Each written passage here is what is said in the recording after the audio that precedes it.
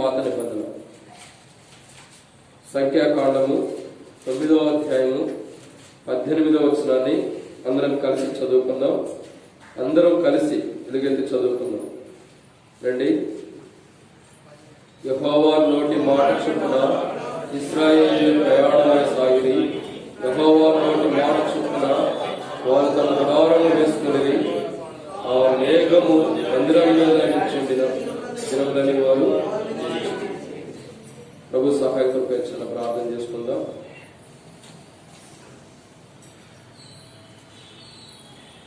పరిశుద్ధమైన తండ్రి, ప్రేమగల దేవ, యేసుక్రీస్తు వారి శ్రేష్టమైన నామములో మరొకసారి మీ సన్నిధికి రావడానికి మీరు ఇచ్చిన కృపబడి స్తోత్రాలు.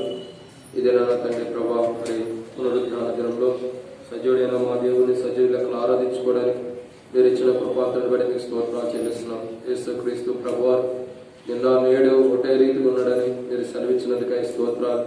మా ప్రభావ మీరు ఎన్నడూ మార్పు చెందని దేవుడిగా మీరు మాకున్నందుగా మేము స్తుతిస్తూ కనపరుస్తూ ఆరాధిస్తున్నాం. గడిచిన దినాలన్నింటిలో చాలా దేవుడికి సహాయం చేసి అపాయింకేడ్ నుంచి ప్రమాదం తప్పించి మంచి విశ్రాంతినిచ్చి మరొక పునరుద్ధాన జనాన్ని మా జీవితంలో బహుమానికి ఇచ్చినందుకే వందనాలు. సజీవులే కదా నేను స్తుతిస్తారన్న వాగ్దానం నా పట్ల మా పట్ల మీరు నెరవేర్చినందుకై స్తుతిస్తున్నాం. తండ్రి, మీరు చేస్తున్న మేలు బట్టి కూడా వందనాలు. నవదనమే కాదు ప్రభా, వాక్య భాగంలోకి ఇద్దరు జ్ఞాపకం చేసుకునండి. ఆరాధన వర్తమానం ఎంతో దీవెనకరంగా చేయండి. నిలబడేవాడిని నిలబెట్టేది మీరు, మాట్లాడేవాడిని నేను మాట్లాడించేది మీరు, నాలో ఆత్మ ఉన్నప్పటికీ ఆత్మని అభిషేకించేది మీరు. ప్రజలు మీ వారు వాక్యం మీది నిష్ప్రయోజకమైన వాడిని ఒప్పుకుంటూ దాసుడు యజమానుడి వైపు చూస్తున్నట్లు, దాసుడు యజమానుల వైపు చూస్తున్నట్లు ఈ యొక్క ఉదయకాల సమయంలో మీ వైపు వీక్షిస్తుండగా మీరే సహాయం గురించి మైండ్ పొందమని, నాతో మీరు మాట్లాడమని దయగల మీ హస్తంలో అప్పగించుకుంటూ వచ్చిన బిడ్డమడి స్తోత్రాలు. రావాల్సిన వారితో పెట్టి తీసుకురండి. మధ్య మార్గంలో సగాలు నడిపించండి. ఎవరు ఆలస్యం కాకుండా అశ్రద్ధ కాకుండా మీరే కనికరించమని, అశ్రద్ధ అయిన వారు వారి జీవితంలో దేవుని యొక్క ఆశీర్వాదం కోల్పోతున్నారని గుర్తెరిగి త్వరగా దేవుని సన్నిధికి వచ్చేవారుగా వారిలో లోతైన కార్యం జరిగించి నడిపించమని ప్రభావ మీరే కార్యక్షేమని ప్రార్థిస్తూ సమస్తం మీకు అప్పగించుకుంటూ కేవలం ఈ వర్తమానాన్ని బట్టి శత్రువు సిగ్గు నీకు మహిమకరంగాను నీ నామకాంతకరంగా వాడుకోనండి. తెరవబడిన ఆకాశం మాకు అనుగ్రహించి ఆకాశం ఇప్పి పటజాలంత విస్తారమని పరిశుద్ధాత్మ ద్వారా అభిషేకించండి. మాకు నీ కృపాసత్తులు నీ నామానికి మహిమ కలుగును గాక. నీ ప్రజల పక్షాన నీకున్న దయ చొప్పున దైత్యాలను జ్ఞాపకం చేసుకున్నామని దాసుడు యజమానుల వైపు చూస్తున్నట్లు, దాసుడు యజమానుల వైపు చూస్తున్నట్లు యువతి కాలశంలో మరొకసారి మాకు మీ వైపు వీక్షిస్తుండగా మీరే సహాయం అనుగ్రహించి పరిశుద్ధాత్మ అభిషేకం నడిపింపును మీరు అనుగ్రహించి మీకు మాత్రమే మహిమ ఘనత ప్రభావం పొందుకోమని మా ప్రభు యేసుక్రీస్తు నామములో ప్రార్థించి స్తుతించి అడిగి వేడుకుంటున్నాం తండ్రి, ఆమేన్. రండి, దినాల దేవుని యొక్క వాక్యంలో నుంచి కొన్ని విషయాలు మనం జ్ఞాపకం చేసుకుందాం. సంఖ్యాకాండము 9వ అధ్యాయం. సంఖ్యాకాండం 9వ అధ్యాయము ప్రభు యొక్క లేఖన భాగంలో నుంచి కొన్ని విషయాలు జ్ఞాపకం చేసుకుంటాం. సంఖ్యాకాండం 9వ అధ్యాయం 18వ వచనాన్ని ఒకసారి జ్ఞాపకం చేసుకుందాం. సంఖ్యాకాండం 9వ అధ్యాయం 18వ వచనం. యెహోవా నోటి మాట చొప్పున ఇశ్రాయేలు ప్రయాణమై సాగిరి. సంతోషం, వాళ్ళ బ్రదర్స్ చదువుతున్నారు. కాబట్టి దేవుని యొక్క వాక్యాన్ని జాగ్రత్త మనం చూసినట్లయితే ఇశ్రాయేల్ గురించి మాట్లాడబడుతుంది. అసలు ఈ దినాన మన కాన్సెప్ట్ ఏంటంటే, మనం ధ్యానించే వాక్యం ఏంటంటే, దేవుని ఆయన నోట నుంచి వచ్చిన మాట మనల్ని ఏం చేస్తుంది, లేదా ఆయన నోటి ద్వారా మనకేం చేస్తున్నాడు ప్రభు అన్నది మనం కొన్ని విషయాలు చూస్తూ వస్తున్నాం. ఆయన నోటి ద్వారా మనకేం చేస్తున్నాడు అని చూసినట్లయితే మొదటి మాట ఇక్కడ రాయబడుతుంది. సంఖ్యాకాండం 9వ అధ్యాయం 18వ వచనంలో మొదటి మాటను మనం జాగ్రత్త చదివినట్లయితే ఆయన నోటి మాటను బట్టి ప్రయాణం చేస్తున్న వారికి ఉంటారు. చదవండి ఆ మాట మరొకసారి. సంఖ్యాకాండం 9వ అధ్యాయం 18వ వచనం. యెహోవా నోటి మాట చొప్పున ఇశ్రాయేలీయులు ప్రయాణమై సాగిరి. చాలట. కాబట్టి ఈ ఉదయకాల సమయంలో ప్రభుని ఆరాధించక మునుపు మన జీవితంలో మనం జ్ఞాపకం చేసుకోవాల్సిన విషయం ఏంటంటే, ఆయన నోటి మాటను బట్టి ఏం చేస్తున్నాడు అని చూసినట్లయితే మొదటగా దేవుడు తన నోటి మాట ద్వారా ఇశ్రాయేల్ని నడిపిస్తున్న వాడుగా, ప్రయాణం చేపిస్తున్న వాడుగా ఉన్నాడు. ప్రయాణం అంటే నడిపించడం. సో ఒక వ్యక్తి వెళ్ళటాన్ని, ఒక వ్యక్తి నడవటాన్ని ప్రయాణం అని చెప్పి మనం అనుకునే వాళ్ళం ఉంటాం. సో ఇక్కడ మనం జాగ్రత్తగా అర్థం చేసుకున్నట్లయితే యేసుక్రీస్తు ప్రభువారు ప్రతి వ్యక్తితో కూడా నడవడానికి ఇష్టపడుతున్నాడు, వారిని నడిపించేవాడుగా ఉన్నాడు. అందుకే బైబిల్లో రాయబడుతూ వచ్చిన కొత్త నిబంధనలో యేసు వారితో కూడా నడిచాను. సో దేవుడు తన నోటి మాట ద్వారా మనల్ని నడిపించేవాడుగా ఉన్నాడు. తన నోటి మాట ద్వారా నడిపించినప్పుడు మనకేం చేస్తాడంటే దేవుడు బైబిల్లో రాయబడుతూ వచ్చింది నిర్గమాకాండంలో, నా సన్నిధి నీకు తోడుగా వచ్చునుగా అంటున్నాడు. ఎలా చెప్తున్నాడు దేవుడు? ఎలా చెప్తున్నాడు? లిఖిస్తున్నాడా? రాసి చెప్తున్నాడా? ఎలా చెప్తున్నాడు దేవుడు? తన నోటి మాట ద్వారా. సో ఇక్కడ మనం అర్థం చేసుకోవాల్సిన విషయం ఏంటంటే దేవుడు తన నోటి మాట ద్వారా మనకు ఏం చేస్తాడంటే మనల్ని నడిపించేవాడుగా, ప్రయాణం చేపించేవాడుగా ఉంటాడు. ఎక్కడికి ప్రయాణం? మనం ఎక్కడికి ప్రయాణం చేస్తున్నామంటే దేవుని యొక్క నోటి మాట ద్వారా ఇశ్రాయేలు ప్రజలు ఏ రీతిలో అయితే ఐగుప్తు అనేటువంటి బానిసత్వం నుంచి బయటకు వచ్చి ఇశ్రాయేలు ప్రజలు నడుచుకుంటూ కానానికి ఏ రీతిలో అయితే కానానికి వెళ్ళడానికి ప్రయాణ మార్గంలో ప్రయాణిస్తూ ఉంటారు, అదే రీతిలో యేసుక్రీస్తు ప్రభువారు లోకంలో ఉన్నటువంటి మనల్ని ఐగుప్తు ఇలాంటి బానిసత్వం ఉన్న మనల్ని యేసు ప్రభు జ్ఞాపకం చేసుకుని విడిపించి ఆ యేసుక్రీస్తు ప్రభు పాపం నుంచి బయటికి తీసుకొచ్చి పరలోకం అనే కానానులోకి మనల్ని తన నోటి మాట ద్వారా నడిపిస్తున్న వాడుకున్నాడు. ఇంకా మనకు అర్థం కావాల్సింది ఏంటంటే దేవుడు తన వాక్కు ద్వారా మనతో మాట్లాడి నడిపిస్తున్నవాడు ఉన్నాడు. ఈ విశ్వాస జీవితంలో, ఈ క్రైస్తవ జీవితంలో, దేవుని నమ్మిన మన జీవితాల్లో, దేవుని నమ్మిన తర్వాత ఎన్నో ఇబ్బందులు, ఎన్నో కష్టాలు, ఎన్నో శ్రమలు వచ్చినప్పుడు కూడా దేవుడు మాత్రం మనం విడిచిపెట్టుకోకుండా ఇశ్రాయేలు ప్రజల్ని ఐగుప్తులో ఏ రీతిలో అయితే నడిపిస్తూ వస్తున్నాడు, అదే రీతిలో ఐగుప్తులో నడిపించిన దేవుడు నేటి దినం కూడా మనల్ని కష్టాల్లో, బాధల్లో, శ్రమల్లో, ఇబ్బందులు అన్నింటిలో కూడా తోడుగా ఉండి ప్రతి దినము కూడా దేవుడు నడిపిస్తున్న వాడుగా ఉన్నాడు. సో ఈ దినాన మనం దేవుని ఆరాధించడానికి వచ్చిన మన జీవితంలో మొదటి కొండని మనం అర్థం చేసుకున్నట్లయితే దేవుడు తన నోటి ద్వారా మనం ప్రయాణం అంటే నడిపించేవాడు ఉన్నాడు. ఇశ్రాయేలు ప్రజలు అరణ్య మార్గంలో నడిచినప్పుడు వారి వస్త్రాలు పాతకెళ్ళలేదు, వారి వస్త్రం చిరిగిపోలేదు, వారి చెప్పులు ఏం కాదు, చెప్పులు కూడా అట్టకుండే, ఎట్టుండే అట్టే ఉండే. ఇక గుర్తు పెట్టుకోండి, 40 దినాలు కాదు 40 సంవత్సరాలు మరి ప్రయాణం చేశారంటే వారి వస్త్రాలు అవన్నీ మార్చిపోలేదంటే వాళ్ళు స్నానం చేశారో లేదో మరి. మనమైతే చేసి ఉంటారండి దేవుని మందిరానికి వచ్చి. ఎవరైతే దేవుని మందిరానికి వచ్చినప్పుడు స్నానం చేయకుండా వచ్చినప్పుడు చేయతండి, అందరూ చేసి వచ్చారు. సో ఇక్కడ మనం దేవుని యొక్క వాక్యాన్ని అర్థం చేసుకుంటే దేవుడు 40 దినాలు వారిలో దుర్వాసన రాకోకుండా, వారిలో అపవిత్రమైన వాసన ఏది రాకోకుండా 40 దినాలు దేవుడే వారికి తోడుగా ఉండి, వారి కాపరగా ఉండి, యెహోవా నా కాపరి నాకు లేమి లేదు కలుగుదన్నట్లు దేవుడు వారికి కాపరి ఉండి తన నోటి మాట ద్వారా ఇశ్రాయేలు ప్రజలు 40 దినాలు నడిపించి వాడుకున్నాడు. ఎంత అద్భుతమైన కార్యము! 40 దినాల ప్రయాణంలో శత్రువులను జయించేటట్టు విజయాన్ని ఇచ్చాడు, శత్రువుల పైన అఖండ విజయాన్ని ఇస్తూ వచ్చాడు. ఒకవేళ భాష వాళ్ళు ఓడిపోయిన కారణం ఏంటనే దేవుడు చూపించి వాళ్ళని సరిచేసి వారి పక్షాన దేవుడు ఉన్నాడని రుజుపరిచి వారితో కూడా నడిచిన వాడుకున్నాడు. అందుకే రాయబడుతుంది కొత్త నిబంధనలో యేసు వారితో కూడా నడిచాను. ఊరకనే యేసు ప్రభు నడవలా, ఊరకనే మనుషులతో యేసు ప్రభు నడవలా. ఎందుకు నడుస్తున్నాడంటే తన నోటి మాట ద్వారా ఏదైతే ఇశ్రాయేలు ప్రజలకు సెలవిచ్చాడో ఆ మాటలో నెరవేర్చడం కొరకై వారు తప్పిపోకుండా, వారు పడిపోకుండా, వారి బలహీనతలో ఉండకోకుండా, వారున్న బలహీనతల నుంచి సరిచేయడం కోసం యేసుక్రీస్తు ప్రభు పాపాత్ముడైన మానవుడితో నడవడానికి ఇష్టపడిన వాడుకుంటాడు. ఇది మొదటి మాట. కాబట్టి ఈ ఉదయకాల సమయంలో మనం గుర్తుంచుకోవాల్సిన మొదటి కోణం ఏంటంటే ఏ దేవుని యొక్క నోటి మాట ద్వారా దేవుడు మనకి ఏం చేస్తున్నాడంటే నడిపించేవాడుగా, ప్రయాణం చేపించేవాడు ఉంటాడు. ఈ విశ్వాస జీవితంలో, ఈ క్రైస్తవ జీవితంలో మనం ఇంతవరకు కూడా ఆత్మీయంగా నిలబడుతున్నామంటే, ఇప్పటి వరకు కూడా ఆత్మానుసారంగా మనం నిలబడి నడిపించబడుతున్నామంటే, ఇప్పటి వరకు కూడా మనం దేవుని మందిరానికి వస్తున్నామంటే కారణం ఏంటంటే కేవలం దేవుడు తన ఉచితమైన కృప ద్వారా, తన శ్రేష్టకరమైన కృప ద్వారా తను మాట్లాడుతున్న ప్రతి లేఖన భాగాన్ని బట్టి మనం అశ్రద్ధ కలిగిన, బలహీనత కలిగిన, మనం ఇంటికాడ ఆగిపోవాలనేటువంటి తలంపులు వచ్చినా, ఆగిపోవాలని మనసు వచ్చినా దేవుడు మన లోపల మనలో ఉండి మాట్లాడి తన వాక్కు ద్వారా మనతో మాట్లాడి ఏదో ఒక వాక్యం, ఏదో ఒక మాట ద్వారా, ఏదో ఒక స్వరం ద్వారా దేవుడు మాట్లాడి తను ఆరాధించడం కొరకు మనం రాకపోయినా బలవంతం చేసి దేవుడు తన సన్నిధికి మనం తీసుకొస్తున్న వాడుకుంటాడు.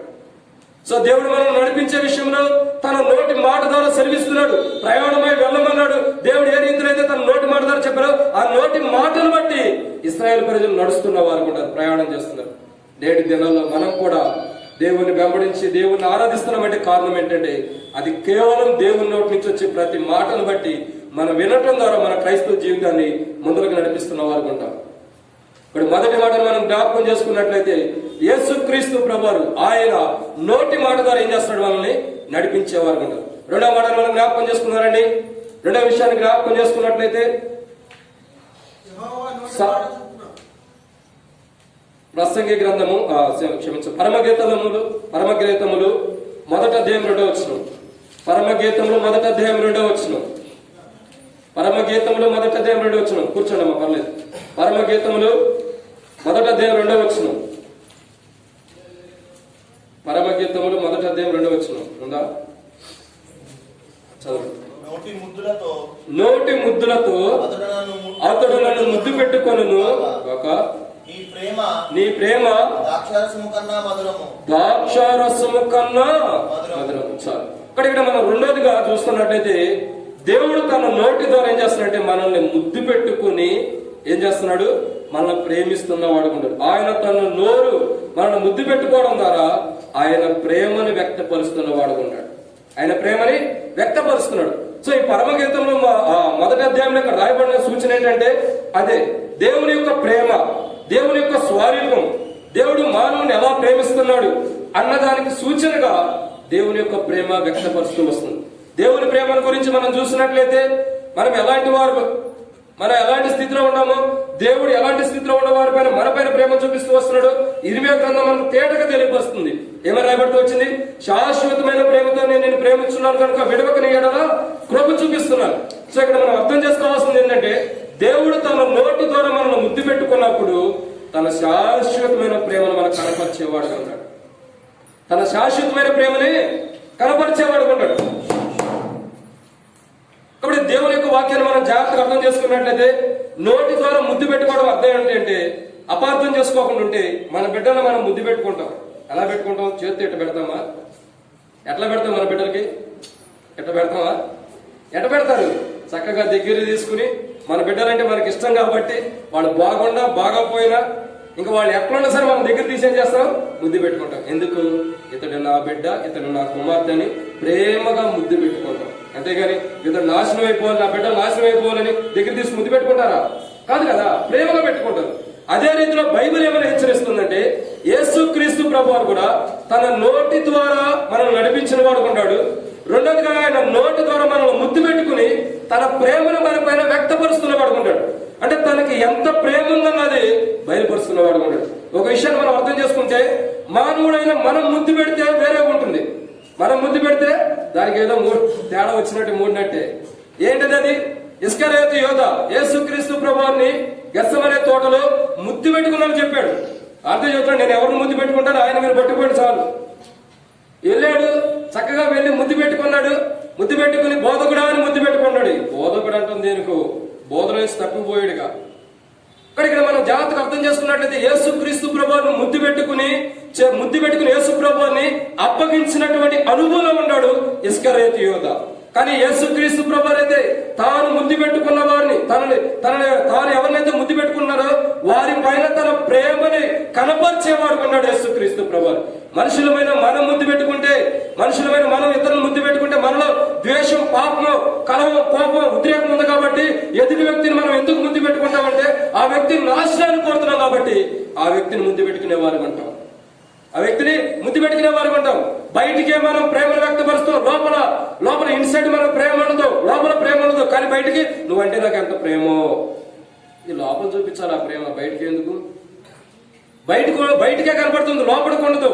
కానీ యేసుక్రీస్తు ప్రభువు అలాంటి ప్రేమ కాదు. ఆయన మనల్ని ముద్దు పెట్టుకున్నాడంటే అర్థం ఏంటంటే అంత ఇష్టపడ్డాడు మనల్ని. ఎంత ఇష్టపడ్డాడు? తన ప్రాణం కంటే ఎక్కువగా ఇష్టపడ్డాడు. కాబట్టి అంతగా ఇష్టపడ్డాడు కాబట్టి మనకు ముద్దు పెట్టి తన ప్రేమను మన పైన వ్యక్తపరుస్తున్నాడు. ఎలాంటి ప్రేమను వ్యక్తపరిచాడంటే మనల్ని ఎంతగా ప్రేమించాడంటే తన ప్రాణం కంటే ఎక్కువగా ప్రేమించిన వాడుకున్నాడు. తన ప్రాణాన్ని సైతం లెక్క చేయకుండా ప్రాణంగా పెట్టి మన కొరకై పాపాత్ములైన మనల్ని ప్రేమించినటువంటి ఒక్క కారణాన్ని బట్టి, మనల్ని ముద్దు పెట్టుకున్న ఒక్క కారణాన్ని బట్టి యేసుక్రీస్తు ప్రభువు మన కొరకై సిలువ త్యాగాన్ని జయించిన వాడుగా ఉంటాడు. ఎంత గొప్ప మాట! ఆయన మనల్ని ముద్దు పెట్టుకున్నటువంటి ఒక కారణాన్ని బట్టి మన కొరకై తన ప్రాణాన్ని బలిగా ఇచ్చిన వాడుగా ఉంటాడు. ఎంత గొప్ప ప్రేమ కలిగిన దేవుడు! సో ఈ ఉదయకాల సమయంలో అంత గొప్ప ప్రేమ కలిగిన దేవుడిని ఆరాధించుకోండి. ఎట్లా మౌనంగా ఉంటాం? బైబిల్ ఏమైనా హెచ్చరిస్తుందంటే ప్రసంగి గ్రంథం పరమగీతముల గ్రంథంలో రాయబడుతున్న 1వ అధ్యాయం 2వ వచనంలో నోటి ముద్దులతో అతడు నన్ను ముద్దు పెట్టుకొను. నోటి ముద్దులతో ఆయన ముద్దు పెట్టుకున్నాడంటే ఎంతగా మనల్ని ప్రేమిస్తున్నాడు, ఎంతగా తన ప్రేమను వ్యక్తపరుస్తున్నాడు. యేసుక్రీస్తు ప్రభువారు తన ప్రేమను మన పైన కనపరచడం కోసం తన కవిగిట్లోకి తీసుకుని దినమెల్లయో తిరుగుబాటు చేసే వారి కోసం దినమెల్లయో చేతులు దాచి జోడించి తన కవిగిట్లోకి తీసుకుని వారిని ముద్దు పెట్టుకుంటున్న వాడుకుంటున్నాడు యేసు ప్రభు. ఎందుకు ముద్దు పెట్టుకుంటాడంటే తన ప్రేమను కనపరుస్తున్నాడు కాబట్టి. ఆయన ముద్దు పెట్టుకోవడం ద్వారా ఆయన ప్రేమ ఏంటన్నది మనకు తెలియపరచబడింది. ఆయన ఎంతగా మనల్ని ప్రేమిస్తున్నాడు, ఎంతగా ప్రేమించి మన కొరకై ఏం చేశాడు. మొదట మనం ప్రేమించలేదు కానీ తానే మొదట మనల్ని ప్రేమించి మన కొరకై తన ప్రాణమును పెట్టిన వాడుకుంటాడు. మనం ప్రేమించామా? మనం ప్రేమించామా? నేను దేవుని మొదట ప్రేమించినని వారు చేయొద్దండి. ఎవరు లేరు. ఎందుకు? మనం ఎవరు కూడా దేవుని మొదట ప్రేమించలా. మొదట యేసుక్రీస్తు ప్రభువే మనల్ని ప్రేమించిన వాడుకున్నాడు. మొదట ఆయన ప్రేమించి మన కొరకై బలి అయిన వాడుకున్నాడు. మనం ప్రేమించకపోయినా, మనం ఆయన కాదనుకున్నా, మనం ఆయన కాదని దూరం వెళ్ళిపోయినా, మన ఇష్టానుసారమైన జీవితం మనం జీవిస్తున్నా, మనకు కావాల్సిన రహస్య జీవితం, పాపిష్టి జీవితం, అపవిత్రమైన జీవితం మనం జీవిస్తున్నప్పుడు కూడా యేసుక్రీస్తు ప్రభు మనకి మనం ప్రేమించే విషయంలో మన పాపంలో ఉన్నా కానీ దూరం వెళ్ళిపోకుండా ఇంకొన్ని మనం ప్రేమిస్తూ ఆ పాపం నుంచి బయటికి తీసుకురావడానికి మనం ప్రేమిస్తున్న వాడు ఉంటాడు. ఇక గత దినాల్లో కూడా సర్విస్తూ వచ్చాం.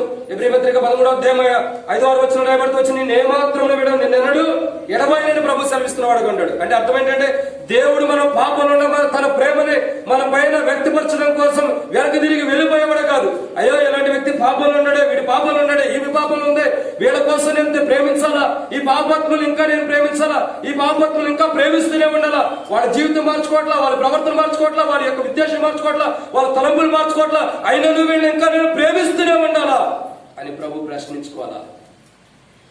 అపోస్తలుడైన పౌలు రోమీయులకు రాసిన పత్రిక 8వ అధ్యాయం 30-31 వచనాలు ఒక మాట రాయబడుతూ వచ్చింది. అపోస్తలుడైన పౌలు రోమీయులకు రాసిన పత్రిక 8వ అధ్యాయం 30-31 వచనాలు.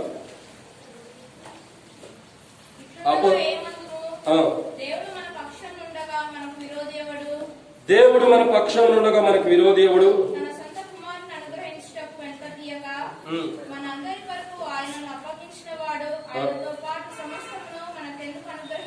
చాలా. కాబట్టి ఇక్కడ మనం జాగ్రత్తగా అర్థం చేసుకున్నట్లయితే యేసుక్రీస్తు ప్రభువారు మనల్ని ముద్దు పెట్టుకోవడం ద్వారా తన ప్రేమను వ్యక్తపరిచాడు. ప్రేమ ఎలాంటి ప్రేమ అంటే దేవుడు కూడా తన ప్రియ కుమారుని మన కొరకై ఇవ్వడానికి ఇష్టపడ్డాడు. ఇంకా యేసు ప్రభువారు ఇంకెంత గొప్పవాడు, దేవుడు గొప్పవాడు, దేవుని యొక్క కుమారుడు కూడా గొప్పవాడు. ఎంత గొప్పవాడు అంటే తన ప్రాణం మన కొరకు ఇవ్వడానికి కూడా వెనక్కి తిరిగి ఆలోచిస్తున్నా, తన ప్రాణం పెట్టడానికి. ఇప్పుడు సపోజ్ ఎవరైనా మన కొరకు ఒకటి చనిపోవాలంటే ఎవరైనా ప్రాణం పెడతారా? ఎవరు పెట్టరు. ఎందుకు? ప్రాణం పెట్టమంటే ఎవరు ప్రాణం పెట్టాడు? భీతి. కానీ యేసుక్రీస్తు ప్రభువారు తండ్రి చెప్పినటువంటి మాటని జమదాటుకోకుండా, తండ్రి చెప్పినటువంటి ఆజ్ఞని మేలుకోకుండా పాపాత్ములైన మన కోసం తన ప్రాణం పెట్టాలని తెలుసు, తాను చనిపోతాడని తెలుసు, తన యవన జీవితాన్ని చంపుకోవాలని తెలుసు, తన యవన రక్తాన్ని చిందించాలని తెలుసు, తన యొక్క శరీరం నలకొట్టబడుతుందని తెలుసు, తన శరీరం నాగరసాల వల్ల దున్నబడుతుందని తెలుసు. ఇన్ని తెలిసినా కానీ తెలిసి కూడా మరణించడానికి ఇష్టపడ్డాడు. ఎందుకోసం? మనల్ని ముద్దు పెట్టుకుని ప్రేమించాడు కాబట్టి. మనల్ని ముద్దు పెట్టుకుని ప్రేమించాడు కాబట్టి, తన నోటి మాట ద్వారా ముద్దు పెట్టుకున్నాడు కాబట్టి, తన నోటి ద్వారా ముద్దు పెట్టుకున్నాడు కాబట్టి మనల్ని అంతగా తెలిసి యెషయా గ్రంథం మొత్తం ఆయన గురించి చలవిస్తబడుతుంది. యెషయా గ్రంథం 53వ అధ్యాయం ఆయన ఎలా ఉండబోతున్నాడు, ఆయన ఏం చేయబోతున్నాడు, ఆయన కార్యాలేంటి, ఆయన ఉద్దేశాలేంటి, ఆయన ఏం చేయబోతున్నాడు అనేది కూడా సమస్తం కూడా యెషయా గ్రంథం మొత్తం ప్రవచనం ద్వారా మొదటే తెలియపరచబడింది. తెలియపరచబడినను మరణించడానికి ఇష్టపడ్డాడు కానీ దాని నుంచి పారిపోవడానికి ఇష్టపడలా. ఎందుకు ఆయన పారిపోవడానికి ఇష్టపడకోకుండా మరణించడానికి ఇష్టపడ్డాడంటే మనల్ని ముద్దు పెట్టుకుని ప్రేమించాడు. తన నోటి ద్వారా మనల్ని ముద్దు పెట్టుకుని ప్రేమించాడు కాబట్టి ఆయన విడిచిపెట్టడానికి ఇష్టపడలా. అంతటి ప్రేమను దేవుడు మన పైన చూపిస్తున్నవాడు. ఇప్పుడు 2 విషయాలు చూసుకోవచ్చు. మొదటి మాట ఏంటి? దేవుడు తన నోటి ద్వారా మనకి ఏం చేస్తున్నాడు? నడిపించేవాడు కొన్నాడు. మన ఈ జీవిత క్రైస్తవ జీవితంలో నడిపించేవాడు కొన్నాడు. రెండోదిగా తన నోటి ద్వారా దేవుడు ఏం చేస్తున్నాడు? తన ప్రేమను మనకి ముద్దు పెట్టుకుని వ్యక్తపరుస్తున్నవాడు కొన్నాడు. మూడవదిగా తన నోటి మాట ఏం చేస్తుందో చూద్దాం రండి. 2వ అపోస్తలుడైన పౌలు తెస్సలోనికీయులకు రాసిన 2వ పత్రిక 2వ అధ్యాయం 8వ వచనం. అపోస్తలుడైన పౌలు తెస్సలోనికీయులకు రాసిన పత్రిక 2వ అధ్యాయం 8వ వచనం.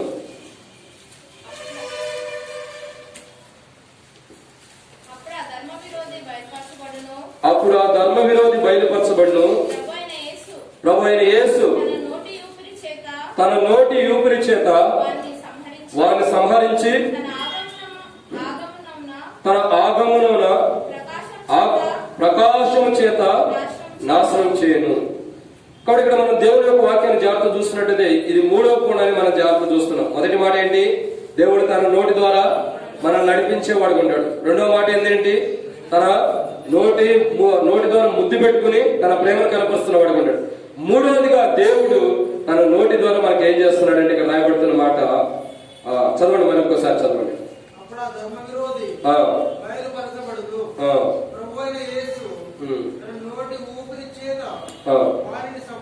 చాలు. కాబట్టి ఇక్కడ మూడవదిగా మనం చూస్తున్నట్లయితే దేవుడు మూడవదిగా తన నోటి మాట ద్వారా మనకి ఏం చేస్తున్నాడంటే ధర్మ విరోధిని ఏం చేస్తున్నాడు? సంహరిస్తున్నాడు. అంటే అర్థం ఏంటి? ధర్మ విరోధి ఎవరు? సాతానుడు. కాబట్టి సాతాన్ని తన నోటి వాక్కు ద్వారా, తన యొక్క అద్భుతమైనటువంటి వాక్కు ద్వారా సంహరించేవాడు ఉంటాడు. సంహరించడం అంటే సాతాన్ని ఏం చేస్తున్నాడు? ముగించి వేస్తున్నాడు. అంటే అర్థం ఏంటంటే సాతానికి ముగింపిస్తున్నాడు అని అర్థం. సో ఇక్కడ మనం జాగ్రత్తగా అర్థం చేసుకోవాల్సింది ఏంటంటే మన యొక్క ఆత్మీయమైన జీవితంలో, మన వ్యక్తిగత జీవితంలో, మన పాపములో, లోకంలో ఉన్నప్పుడు మనలో ఉన్న ధర్మ విరోధిని, అర్థమవుతుందండి, మనలో ఉన్న ధర్మ విరోధి అపోస్తలుడైన పౌలు తెస్సలోనికీయులకు రాసిన 2వ పత్రిక 2వ అధ్యాయంలో మనం చదువుతున్నాం 8వ వచనంలో. కాబట్టి ధర్మ విరోధి అంటే ఎవరంటే సాతాను. మన లోపల ఉన్నటువంటి సాతాన్ని యేసుక్రీస్తు ప్రభువారు తన నోటి వాక్కు ద్వారా, తన నోటి మాట ద్వారా మన లోపల ఉన్న సాతాన్ని జయించి మనల్ని దేవుని బిడ్డలుగా చేసిన వాడు. మనకు అర్థం కావాల్సింది ఏంటంటే దేవుడు తన నోటి వాక్కు ద్వారా ఎలా జయించాడు? దేవుడి నోటి నుంచి వచ్చే వాక్కు ద్వారా ఎలా జయించబడ్డాడంటే బైబిల్ రాయబడుతూ వచ్చింది కదా, దేవుడు ఏదైతే తన వాక్కు ద్వారా మనతో మాట్లాడుతున్నాడు, దేవుడు ఏదైతే తన వాక్కు ద్వారా, తన వాక్యం ద్వారా, తన మాటల ద్వారా దేవుడు మన చెవులకు వినబడేటట్టు ఏదైతే మనతో మాట్లాడుతున్నాడో ఆ మాట్లాడినటువంటి మాటలు మన హృదయంలోకి రావడం ద్వారా మన లోపల ఉన్న ధర్మ విరోధి ఆ నోటి మాటల ద్వారా వచ్చిన వాక్యాన్ని బట్టి ఓడిపోతున్న వాడుగా ఉంటున్నట్లు మనం చూస్తున్న వారు కదా. కాబట్టి ఈ ఉదయకాల సమయంలో మూడవ కోణం ఏంటంటే ఇక్కడ జాగ్రత్తగా అర్థం చేసుకుంటే ధర్మ విరోధి దేవుని యొక్క నోటి మాట ద్వారా ఓడిపోతున్న వాడుకుంటాడు. ఎక్కడ ఓడిపోతున్నాడంటే మన హృదయంలో ధర్మ విరోధి ఓడిపోతున్నాడు. ఎవరు? ధర్మ విరోధి. ఒకప్పుడు ధర్మ విరోధికి బంధువులు మనం, ధర్మ విరోధికి స్నేహితులం, ధర్మ విరోధికి బిడ్డలం. ఒకప్పుడు సాతాను యొక్క బిడ్డలుగా, సాతాను యొక్క సమూహం ఉన్న మనల్ని యేసుక్రీస్తు ప్రభువే ప్రేమ ఉండి మనల్ని జ్ఞాపకం చేసుకుని మనం ప్రేమించిన దేవుడుగా మన కొరకే ప్రాణం పెట్టి కలువరిశిల యొక్క త్యాగాన్ని ద్వారా మనకిచ్చిన రక్షణ, మనలో ఉన్న ధర్మ విరోధి, మనలో పెరిగిపోయి కూరుకుపోయి వేళ్లతో మరి జీవిస్తున్నటువంటి, వేళ్లతో పెరిగిపోయినటువంటి దుష్టుడైనటువంటి సాతాన్ని యేసుక్రీస్తు ప్రభు శిలువ కార్యం ద్వారా, యేసుక్రీస్తు శిలువ కార్యం ద్వారా యేసు ప్రభు మనలో పాతుకుపోయినటువంటి సాతాను యొక్క వేర్లన్నింటినీ కూడా పెరిగించి, ఆ శిలువ కార్యం ద్వారా పెరిగించి ఆ సాతాన్ని బయటికి నెట్టివేసి ఆయన మనలో నివసిస్తున్న వాడుకుంటాడు. మనలో కూడా పేరుకుపోయినటువంటి వేళ్ళు చూడండి, ఓ చెట్టును చూసినట్టుగా చెట్టుకు వేర్లు, పెద్ద వేర్లు తక్కువ ఉంటాయి. ఏ వేర్లు ఎక్కువ ఉంటాయి? చిన్నవి, పిల్ల వేర్లు ఎక్కువ ఉంటాయి. పిల్ల వేర్లు ఏం చేస్తాయంటే, నేను ఒక సంఘటన చెప్పి ముగిచ్చేస్తాను, త్వరగా ముంగడికి వెళ్ళిపోతాను, సమయం లేదు కాబట్టి, మీరు కూడా ఎక్కువసేపు ఉండలేదు, త్వరగా ముగిచ్చేస్తాను. ఒక ప్రదేశం కాదు, విశాఖపట్నంలో ఆ మధ్య కాలంలో ఒక సునామీ లాంటిది ఒకటి వచ్చింది, ఉదు తుఫాను. సో ఈ తుఫాను వచ్చినప్పుడు ఏం జరుగుతుందంటే దాదాపు 120 సంవత్సరాల ప్రాయం కలిగినటువంటి చెట్టు ఆ గాలికి పడిపోయింది. 120 సంవత్సరాల ప్రాయం కలిగినటువంటి చెట్టు పడిపోతూ వచ్చింది.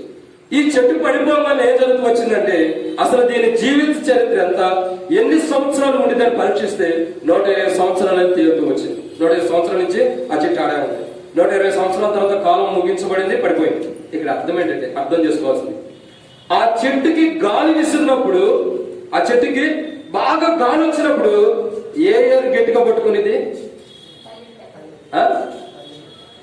చెప్పాలి, ఏదో ఒకటి డిసైడ్ చేయండి. ఏనా? రైట్. కాబట్టి ఇక్కడ మనం అర్థం చేసుకుంటే ఏంటంటే పిల్ల వేరు, చెట్టు పెద్ద వేరు ఒకటే ఉంటుంది, అది ఎలా ఉంటుంది అలాగే ఉంటుంది. కానీ దానికి వచ్చినటువంటి పిల్ల వేర్లు ఉంటాయి చూసేవా, చిన్న వేలు, చెట్టు అక్కడ ఉండేది, మనం తోగితే ఇక్కడ వస్తాయి ఆ వేలు. సో ఈ వేర్లు ఏం చేస్తాయంటే గాలి వచ్చినప్పుడు ఈ చెట్టు ఎటు ఊగేటప్పుడు ఈ పక్కనున్న వేర్లన్నీ గట్టిగా పాకుతూ వెళ్ళిపోయి గట్టిగా పట్టుకుంటాయట భూమిని ఆ వేర్లన్నీ ఏం చేస్తే ఇటు గట్టిగా పట్టుకుంటాయట. అప్పుడు ఆ చెట్టు ఇటు ఊగుతున్న సమయంలో ఈ వేర్లు ఇటు గట్టిగా భూమి లోపలికి వెళ్ళి ఇటు గట్టిగా పట్టుకోవడం ద్వారా ఆ చెట్టు పడిపోకుండా ఈ చిన్న వేర్లు ఆపేస్తున్నాడు. మళ్ళా ఇటు గాలి కొడుతుంటే ఇటువైపు ఉన్న వేర్లు ఏం చేస్తే మళ్ళా వెళ్ళిపోయి అవి కూడా అలాగే పట్టుకుంటాయంట. అప్పుడు ఆ చెట్టు అటు ఇటు పడిపోకుండా స్టాండర్డ్ గా నిలబడుతుందంట. అర్థమవుతుందా మీకు? అదే ఆ చెట్టు అటు వంగకుండా ఇటు వంగినా కానీ అది పెరిగిపోకుండా పడిపోకుండా, కొమ్మ విరిగితే చేసేది ఏం లేదులేండి, ఎవరో చేసేది లేదు. కొమ్మ విరిగి మన ఎత్తున పడితే మనం చేసేది ఏం లేదు, అది దేవుడు అనుగ్రహించింది. సో చెట్టు పేరులతో కూడా పెళ్ళగించుకోకుండా ఉండడం కోసం ఆ పిల్ల వేరు లోపలికి పాతుపోతాయి. ఎప్పుడైతే చెట్టు అట్ట వంగుతుందో అప్పుడు గమనిస్తాయండి, ఓహో ఈ చెట్టు పడిపోతుంది కాబట్టి దాన్ని కాపాడడానికి మనం ఏం చేయాలంటే కిందకి వెళ్ళిపోవాలని కోరుకుంటే కిందకి వెళ్ళిపోతాయండి. భూమి లోపలికి ఎంతైతే లోతుంటుందో అంతవరకు వెళ్ళిపోవడానికి ఇష్టపడతాయంట. అవి ఎంత లోతుగా వెళ్తున్నాయో అంతగా ఈ చెట్టు కాపాడబడుతుంది. ప్రశ్న ఏంటంటే, సాతాను కూడా మన లోపల అంత బలముగా వేర్లు పాతుకుపోయిన వాడుకుంటాడు, అంత బలంగా పాతుకుపోయిన వాడుకుంటాడు. సాతానుది మొదటి వేరే, దానికి సంబంధించినటువంటి లోపం అంతా కూడా మనలో ఉన్న చిన్న వేరు. ఇవన్నీ ఏం చేస్తాయంటే మనలో పేరుకుపోయి మనం దేవుళ్ళలోకి రావడానికి ఇటు కొట్టినా, దేవుళ్ళు రావడానికి అటు వంగినా, దేవుళ్ళకి ఎటు వైపు దేవుళ్ళకి రావాలని మనం ముందుకు వస్తే ఈ వేర్లు ఏం చేస్తాయంటే సాతాను యొక్క వేర్లు గట్టిగా మనం పట్టుకుంటాయి. ఎక్కడికి వెళ్తా, నువ్వు ఎక్కడికి వెళ్తావు, ఆగు, దేవుళ్ళకి లేదు ఏం లేదు, నువ్వు పడిపోవద్దు, నువ్వు దేవుళ్ళకి వెళ్ళిపోవద్దు, నువ్వు పాపంలో ఉండాలి. సో నువ్వు దేవుళ్ళకి వెళ్ళిపోయావంటే నీ జీవితం అంతా మారిపోతుంది కాబట్టి అలా వెళ్ళొద్దు, ఎక్కడే ఉండని సాతాను అట్లా వంగుతున్న సమయంలో సాతాను యొక్క సమూహం ఏం చేస్తుందంటే కిందకు వెళ్ళిపోయి పట్టుకుంటాయి మనుషుడిని గట్టిగా. ఇక నువ్వు వెళ్ళొద్దు. పట్టుకోవడం అంటే అర్థం ఏంటంటే ఏదైతే మనం వాక్యం వింటున్నామో ఆ వాక్యాన్ని ఎత్తుకెళ్ళిపోతాం అంటే కాదు. ఈ పిల్ల వేర్లు ఇవన్నీ ఏం చేస్తున్నాయి, విన్న వాక్యాన్ని ఇక్కడ కూర్చుంటాం వింటాం. మొదటి మాట ఏం చెప్పామంటే ఏదో చెప్పారా చూద్దామా, రాసుకున్నది కాబట్టి చెప్పేదానికి ఇంకో 2 నిమిషాలు అయిపోయింది. అర్థమేంటి, మన లోపలికి వచ్చినటువంటి ఆలోచనలు, మన లోపలికి వచ్చినటువంటి దేవుని యొక్క వాక్యం అంతా కూడా మనం కూర్చుండగానే శక్తి ఎత్తుకెళ్ళిపోతాడు. లేదు, మనం ఇక్కడ కూర్చుంటున్నాం కానీ ప్రయోజనం లేదు. ఎందుకు? జీవించుచున్నామనే పేరు మాత్రం మృతులమే. ఎందుకంటే మనలో ఇక్కడ కూర్చుంటాం కానీ గుర్తులేదు ఈ వాక్యం. పోయిన వారం ఏ వాక్యం చెప్పింది చెప్పండి, చూడకోకుండా చెప్పండి. ఇది ఎవరికి అది ఎందుకంటే తక్కువ. ఇక్కడ మనం జాగ్రత్తగా అర్థం చేసుకున్నట్లయితే దేవుని యొక్క వాక్యం మనం సెలవిస్తుంది కదా, సాతాను మన లోపల పిల్ల వేరులతో పేరుకుపోయిన వాడుకుంటాడు. మన క్రైస్తవ జీవితం ఏంటంటే అది ఎక్కడైతే మన లోపల పేరుకుపోతుందో ఆ పేరుకుపోయిన ప్రతి సందర్భంలోకి యేసుక్రీస్తు ప్రభువు అనే వాక్యం వచ్చి ఆ వాక్యం మన లోపలికి వెళ్తుందా పేరుకుపోయినటువంటి ఏరులతో సాగితం కూడా మొత్తం పెళ్లగించబడి వెళ్ళి పక్కన పడవేయబడుతుంది. కాబట్టి ఉదయ కాల సమయంలో ప్రభువుని ఆరాధించడానికి వచ్చిన మన జీవితాల్లో ఏదైతే ధర్మ విరోధి మనలో పేరుకుపోయాడో, వేళ్ళతో కూడా పేరుకుపోయిన ధర్మ విరోధిని తన నోటి మాట ద్వారా అంటే వాక్యం ద్వారా యేసుక్రీస్తు ప్రభువు మనలో ఉన్నటువంటి ఆ సాతాను యొక్క పిల్ల వేర్లన్నింటిని కూడా పెళ్లగించి బయట పడివేసి మనం ఆయన ఆరాధించే బిడ్డలుగా, ఆయన స్తుతించే బిడ్డలుగా మనలో ఉన్న సాతాను వేరును తీసివేసి ఆయన సొత్తైన ప్రజలుగా ప్రభు సిద్ధపరిచినందుకు ప్రభుని ఆరాధించేద్దాం. మూడోదిగా ఆయన నోటి మాట ద్వారా ఏం చేస్తున్నాడు, ధర్మ విరోధి, మనలో ఉన్న ధర్మ విరోధిని సంహరిస్తున్నాడు, తీసివేసేవాడు. 4వ మాట మనం చూద్దామండి. ఏంటి తొందరగా ముగించేస్తున్నారు అనుకున్నారా? సమయం మీకు కూడా ఉండలేదు, రోజు ఎక్కువైపోతుంది, త్వరగా ముగించేస్తున్నాం. రెడీ? 4వ మాట మనం జ్ఞాపకం చేసుకుందాం. ప్రభు యొక్క లేఖన భాగంలో నుంచి 4వ విషయాన్ని చూసినట్లయితే మత్తయి సువార్త 13వ అధ్యాయం 34వ వచనం. మత్తయి సువార్త 13వ అధ్యాయం 34వ వచనం.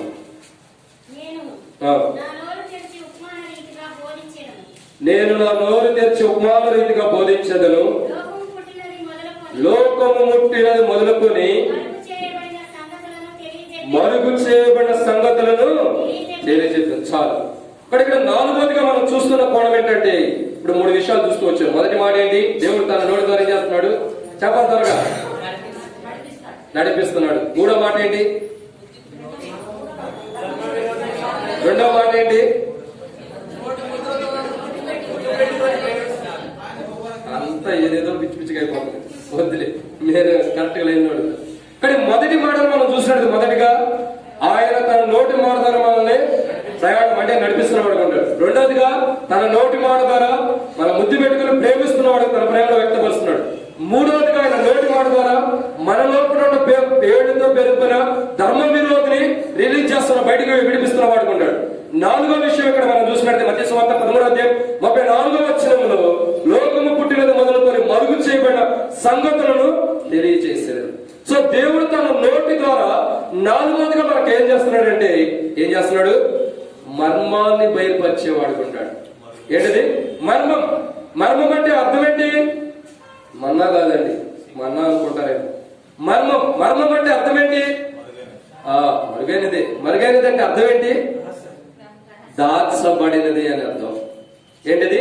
రహస్యమైన, రహస్యమని కూడా అనొచ్చు, దాచబడినది.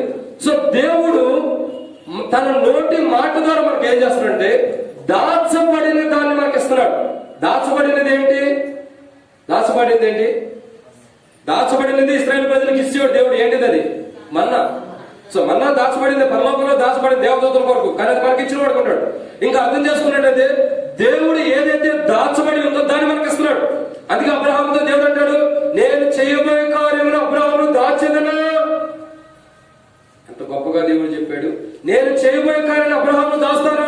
ఏదైనా ఒక కార్యం చేయాలంటే, ఏదైనా ఒక పని చేయాలంటే, ఏదో ఒక కార్యం చేయాలంటే నేను చేసే కార్యం అబ్రహాముకి దాస్తాను. దానిని ఎందుకు?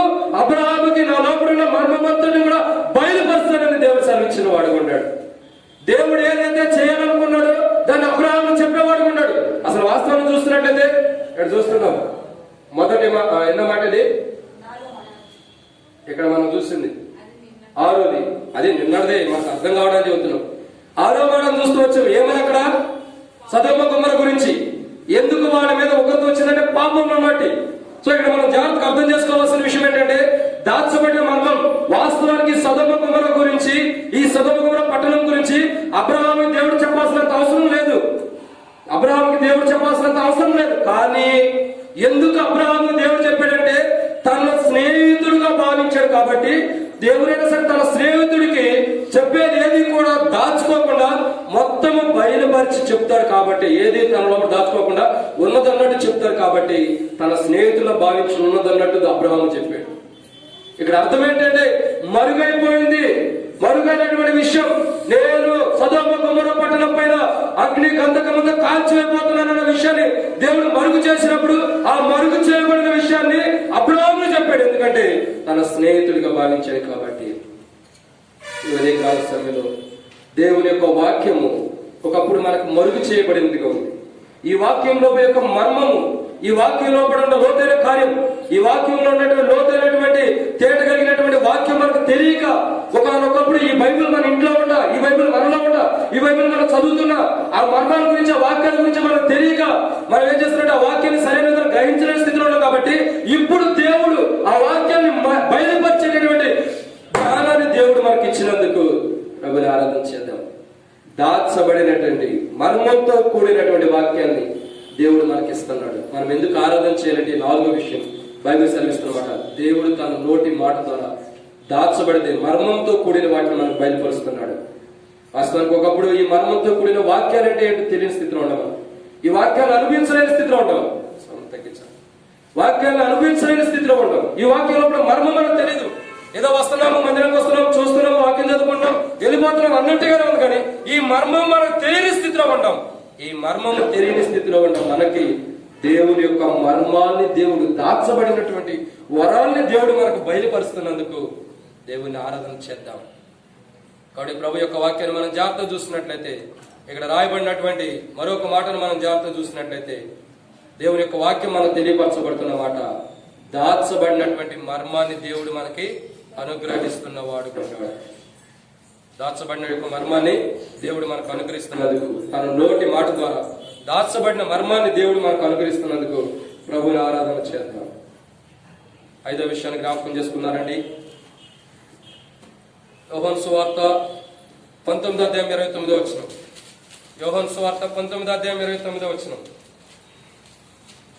చిరకతో నిండి ఉన్న ఒక పాత్ర అక్కడ పెట్టి ఉండెను. కనుక వారు ఒక స్పాంజి చిరకతో నింపి హిస్సోపు పుడకము తగిలించి ఆయన నోటికి అందించింది. చాలు, చదవక. యేసు ఆ చిరక పుచ్చుకొని సమాప్తమైనదని చెప్పి తల వంచి ఆత్మను అప్పగించాడు. చాలండి, ఇప్పుడు ఆత్మను అప్పగించడం సమాప్తం చేయలేం. కాబట్టి దేవుని యొక్క వాక్యాన్ని ఇప్పుడు చూసినట్టయితే ఎన్నో మాట ఇది? 5వ మాట.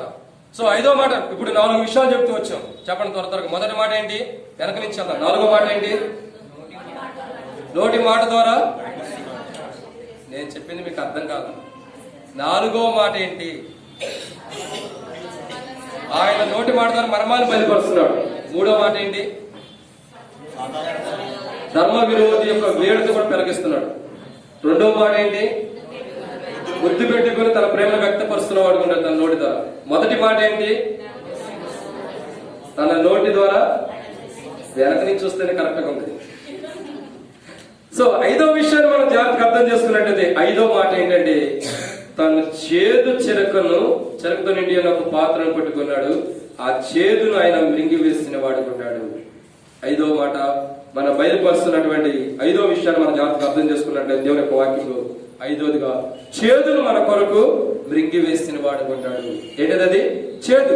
ఈ చేదు గురించి కావాలంటే మనం బాగా తెలిసిన వారు సిస్టర్స్ కానీ ఎక్కువ బాగా తెలిసేది ఏంటి? చికెన్ వండేటప్పుడు చేదు అన్నది ఒకటి వచ్చేది తెలుసా? చేదు ఉండేది ఉండిద్ది. కోడి లోపల చేదు ఉండేది, మనిషి లోపల కూడా చేదు ఉండేది లేండి. కానీ మనిషి లోపల బయటపడదు, అది ఎప్పుడు చేదు కోడి లోపల బయటపడుతుంది. ఉండిద్దా మీకు తెలుసా? తెలిసిన వాళ్ళు చేయొద్దండి, అందరూ ఎత్తొద్దు. తెలిసిన వాళ్ళే అంటే చికెన్ తెచ్చేవాళ్ళే, వండేవాళ్ళే. సో చేదు అన్నది ఏంటంటే అంత ఉండగానే అంత చికెన్ ఉండ 2 కేజీలు 3 కేజీలు ఉండ ఆ చేదు మాత్రం ఎంత ఉంది. ఇది ఒక్కడి ద్వారా మొత్తాన్ని నాశనం చేసి. సో ఇక్కడ విషయం ఏంటంటే మనిషి లోపల ఏముంటుందంటే చేదు ఉంటుంది. మనిషి జీవితమే చేదు. మనిషి యొక్క జీవితం అంతా కూడా చేదే. ఈ చేదు జీవితాన్ని యేసుక్రీస్తు ప్రభువారు మన చేదు అంటే ఏంటి? మన పాపంలో చేదు, మన అభ్యంతరంలో చేదు, మన దృష్టిని తలంపులే చేదు. ఈ చేదుతో కూడిన సమస్తం అంతటిని కూడా యేసుక్రీస్తు ప్రభువారు శిలువ మీద ఏం చేశాడు? మృంగిన వాడి ఉన్నాడు. చేదు చిరకను ఆయన నోటి కంటించాడంటే మానవుని యొక్క చేదు పాపాలన్నిటిని కూడా ఆయన్ని అనుభవించిన వాడిగా ఉంటాడు, అంటే ఆయన భరించిన వాడిగా. సో యేసుక్రీస్తు ప్రభువారు తన చిరకని చేదు చిరకని నోటికి అంటించడం ద్వారా ఆ యేసుక్రీస్తు ప్రభువారు ఏం చేస్తున్నాడంటే సమాప్తమైనది అంటే ముగించబడినది. ఎప్పుడైతే యేసు ప్రభువారు తన చేదు చిరకని నోటితో పెట్టుకున్నాడు, నోటి ద్వారా తీసుకురాబడుతూ వచ్చిందో, ఎవరైతే యేసు ప్రభు నోటికి ఎత్తుకెళ్లి అద్దుతూ వచ్చారో ఆ నోటి యొక్క చేదు ఆయన తీసుకున్న తర్వాత ఆ చేదును అనిపించిన తర్వాత ఆ చేదును మింగిన తర్వాత ఏమంటాడు? సమాప్తం అయిపోయింది, అంటే ముగించబడింది. కానీ మన జీవితంలో మన లోపల ఏదైతే చేదు ఉందో దాన్ని యేసుక్రీస్తు ప్రభువారు మింగడం ద్వారా మన జీవితంలో పాపము చేదు అంతటా కూడా ముగించబడుతూ వచ్చింది. అందుకే రాబడుతూ వచ్చింది సమాప్తమైనది, అంటే ముగించబడినది. ఇక మనలో చేదు లేని వారుగా, మనలో చేదు అంటే తినలేనిది అని అర్థం. ఇశ్రాయేలు ప్రజలు అరణ్య ప్రదేశంలో ఉన్నప్పుడు ఇంకా చూసినట్లయితే ఇంకా మనకు అర్థం కావాల్సింది ఏంటంటే నయోమి రూతు గురించి వస్తున్నాం. నయోమి రూతునే రూతు ఉండాలి, ఎవరైనా ఉండాలా? నయోమి లేదు, పర్లేదు. ఇక్కడ మనం చూసినట్లయితే నయోమి రూతు వాళ్ళిద్దరూ వచ్చిన సమయంలో ఏం జరుగుతూ వచ్చింది? చేదు అనుభవం వస్తుందిగా ఉంది. వచ్చిందా చేదు? నయోమి అంటే అర్థం ఏంటి? చేదు. సరే, ఇక్కడ మనం అర్థం చేసుకోవాల్సిన విషయం ఏంటంటే చేదు అనుభవం నుండి వచ్చిందిగా ఉంటుంది. ఇశ్రాయేలు ప్రజలు కూడా అరణ్యంలో నడిచేటప్పుడు చేదు నీటిని తాగవలసిన, చేదంటే మనం ఇంకా చెప్పాలంటే ఉప్పుగా కానీ వేరే రకం మీరు ఎట్లయినా అర్థం చేసుకోండి, తాగలేని అని అర్థం. తాగలేనటువంటి నీటిని ఇశ్రాయేలు ప్రజలు తాగవలసిన సమయంలో వారు ఏం చేస్తూ వచ్చారు? వారు మోషే దగ్గరికి వచ్చి మొరపెడుతున్నారు. వాళ్ళ చికెన్ ఇవ్వబడి, చేపలు ఇవ్వబడుతూ వచ్చింది, పరలోకం మన్నా ఇవ్వబడుతూ వచ్చింది. ఇన్ని తిన్నా కానీ బుద్ధి మారల. మనం ఒక్కోసారి అంటారు ఎన్ని దెబ్బలు కొట్టినా బుద్ధి మారుతుంది. ఇశ్రాయేలు ప్రజలకి దేవుడు ఎన్ని మేలు చేసినా బుద్ధి అయితే మారల. ఎందుకు? దేవుడు ఏదో కార్యం చేస్తాడు, దేవుడు అద్భుతం చేస్తాడు అన్నటువంటి ఆలోచన లేదు. వాడు దేని చూసినా తిరుగుబాటు స్వభావమే, ఏది చూసినా తిరుగుబాటే. ఒక్కటి కూడా పాజిటివ్ తీసుకున్నది లేదు ఇశ్రాయేలు ప్రజలు ఎక్కడో కూడా. ఉంటేనేమో ఈ దేవుడు కాపాడతాడని దేవుడి మీద ఏదో అట్లా భ్రమతో కలిగి వచ్చేస్తారు. లేదంటే ఏదైనా కష్టం కలగలే, ఈయన దేవుడే కాదు, మమ్మల్ని ఎందుకు ఇట్లా కష్టపెట్టాడు, మళ్ళీ ఆయనే కరెక్ట్, బయలుదేవతే కరెక్ట్. ఇశ్రాయేలు ప్రజలు ఎలాంటి వారంటే ఏది చిన్న విషయాన్ని కూడా ఓర్చుకోలేనటువంటి వారు. సో మనం కూడా అలా ఉంటే కష్టమండి. ఒంటరిలో మీరు అలాంటి వాడు కాదు. కాబట్టి దేవుని యొక్క వాక్యాన్ని జాగ్రత్తగా అర్థం చేసుకుంటే ఇశ్రాయేలు ప్రజలు అరణ్యంలో నడుస్తున్న సమయంలో చేదు నీటిని తాగవలసిన సమయంలో వారు మోషే దగ్గరికి వచ్చి సరుగుతూ గొడుగుతూ ఉంటారు. అయ్యా ఏంటి చేదు నీటిని తాగడానికైనా? మళ్ళీ మొదలైంది వ్యవహారం, మరలా మొదటి నుంచి వస్తుంది. మేము ఇందుకోసమే వచ్చింది, మేము ఇందుకోసమే బయటకు తీసుకొచ్చింది, మమ్మల్ని ఇలా చేయడానికైనా, మమ్మల్ని ఇలా కాపాడటానికైనా. ఐగుప్తులు అంటే బాగుండేది కదా, అక్కడే మాకు సమాధులు ఉంటాయి కదా, అక్కడే మేము చచ్చిపోతే పాత పెడతారు కదా, అక్కడే మేము ఉండొచ్చు కదా, ఇంకెందుకు మమ్మల్ని దీనికోసమైనా తీసుకొచ్చింది. ఎన్నిసార్లు అంటారు? అనేవాళ్ళకైనా బుద్ధి ఉండదు, ఎన్నిసార్లు వాళ్ళు అడుగుతారు. చివరికి దేవుడు అన్నాడు కదా, మోషే నీ ఎదుట ఒక చెట్టు పెట్టాను, ఆ చెట్టు కొమ్మ నరికి ఆ నీళ్ళ పోయి, ఆ నీళ్లు చేదు నీళ్ళన్నీ కూడా మంచి నీళ్ళుగా మారబడతాయి, మధురమైపోతాయి, నయోమి యొక్క అనుభవంలోకి వచ్చేస్తాయి అన్నాడు. ఎప్పుడైతే ఆ చెట్టును నరికి ఆ నీళ్ళ వేశాడు, అప్పుడు ఏం చేయబడుతూ వచ్చింది? ఆ చేదు నీళ్ళన్నీ కూడా మంచిగా చేయబడుతూ వచ్చింది. ప్రశ్న ఏంటంటే, నరకబడిన చెట్టే యేసుక్రీస్తు ప్రభువారు. ఆ నరకబడినటువంటి చెట్టే యేసు ప్రభువారు. చేదు జీవితం కలిగిన మనల్ని మధురమైన జీవితం, మాధుర్యం కలిగినటువంటి జీవితం, మధురమైన విధానంలో, తాగడానికి అనుకూలమైన విధానంలో, శ్రేష్టకరమైన విధానంలో ఉండడం కోసం ఆ చేదు చెరకని ఆయన తాగి, ఆ చేదును ఆయన భరించి, ఆయన నరికివేయబడి, తెగవేయబడి, ఆయన సిలువేయబడి మన కొరకు ఆ నీటిలో పడవేయబడిన వారికి కనబడుతుంది. నరికివేయబడిన చెట్టు యేసుక్రీస్తు ప్రభువుకి సాదృశ్యంగా కనబడుతుంది. ప్రజలు ఎలా ఉండాలంటే, నేటి దినాల్లో సృష్టి కంటే కూడా, ఆ సృష్టిని చేసిన సృష్టికర్త కంటే సృష్టిని పూజించే వారికి ఉన్నారు నేటి దినాల్లో ప్రజలు. ఏదైతే దేవుడు సృష్టించాడో దాన్ని ప్రజలు ఆరాధిస్తున్నారు, కానీ సృష్టించిన దేవుణ్ణి ప్రజలు ఆరాధించిన వారికి ఉన్నారు నేటి దినాల్లో.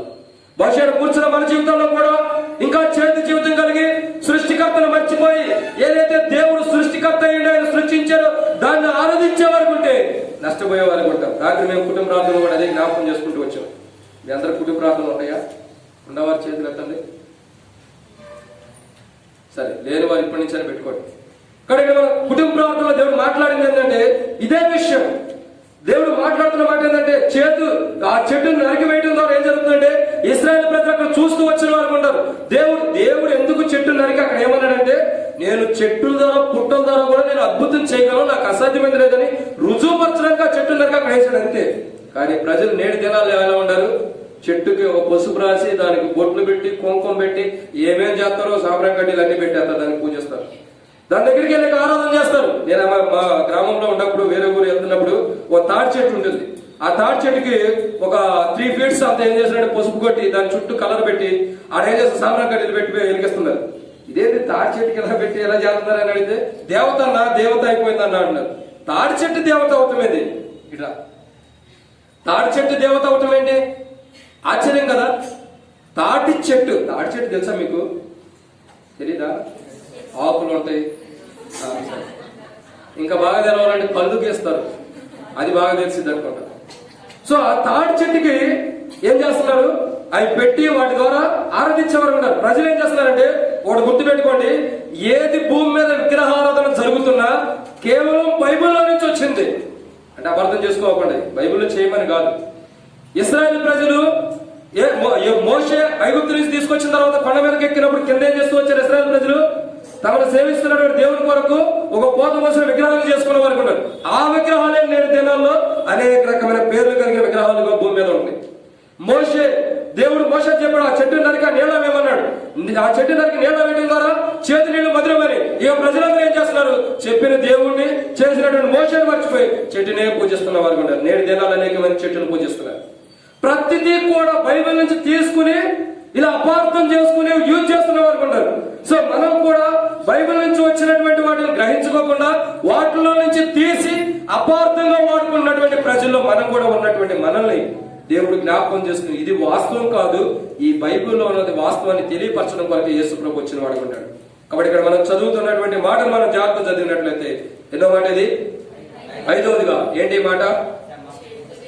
చేదు చెరకని ప్రభు మింగి మనకు మాధుర్యాన్ని, ఆ మాధుర్యాన్ని ఇవ్వటం కోసం మన కొరకై సిలువ పొయ్యి మీద ఆ చెట్టు ఏది రీతి నరికి వేయబడి నీళ్ళ వేయబడుతూ వచ్చిందో, మన కొరకై యేసుక్రీస్తు ప్రభువారు నరికి వేయబడ్డారు అనుకోవచ్చు. ఎందుకంటే ఆయన శరీరం నాగల సాల్వలో దున్నబడిందంటే, కత్తితో గీటి పెట్టినా, గొర్రెతో లాగినా, ఏది చేసినా అలాగే నరికి వేయబడిందని అర్థం. మన కొరకై యేసు ప్రభు కలువరిశిల్లో భూమికి ఆకాశానికి మధ్యలో నరికి వేయబడిన వాడికి ఉన్నాడు.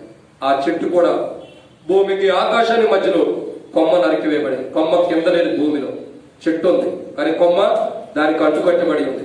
యేసుక్రీస్తు ప్రభు కూడా ఏ రీతిలో అయితే ఆ కొమ్మ మధ్యలో ఉంటూ వచ్చిందో, యేసు ప్రభు కూడా మన కొరకై కల్వరిలో ఆకాశానికి భూమికి మధ్యలో దాదాపు 3.5 గంటల పాటు యేసు క్రీస్తు ప్రభు సిలువ పొయ్యి మీద వేలాడు వేయబట్టడానికి ఇష్టపడ్డాడు. ఏ మనుషుడు చేయని, ఎవరు చేయని గొప్ప త్యాగాన్ని యేసు క్రీస్తు ప్రభు మాత్రమే చేసిన వారు ఉన్నారు. సృష్టికర్త తను సృష్టించిన సృష్టికర్త సిలువ వేయబట్టం చూసి సూర్యుడు కూడా కనుమరుగైపోయిన వాడు ఉన్నాడు. సూర్యుడు కూడా చూడలేకపోతున్నాడు. సూర్యుడు కూడా అయ్యో ఇదెంత దౌర్భాగ్యమైన విషయము, ఇదెంత దారుణమైన విషయము, నన్ను సృష్టించిన సృష్టికర్త, నన్ను తయారు చేసిన సృష్టికర్త, నన్ను నిర్మించిన సృష్టికర్త, నన్ను తయారు చేసిన సృష్టికర్తే సిలువ వేయబడుతున్నాడంటే నేను చూడలేని పాపం అని చెప్పి సూర్యుడు కూడా కనుమరుగై వెళ్ళిపోయిన వాడు అన్నాడు. సూర్యుడు కూడా తను సృష్టించిన సృష్టికర్త సిలువ వేయబడటం చూసి సహించలేక, తట్టుకోలేక వెళ్ళిపోయిన వాడు అన్నాడు. అందుకే రాయబడుతూ వచ్చింది అక్కడ కటిక చీకటి కమ్మిందని రాయబడుతూ వచ్చింది. యేసు ప్రభువుని సిలువ వేసినప్పుడు సూర్యుడి సైతమే తట్టుకోలేకపోయాడు తన సృష్టికర్తను సిలువ వేయటం చూసి. ప్రియమైన దేవుని పెట్టారా, మనం ఎలా తట్టుకోగలుగుతాం?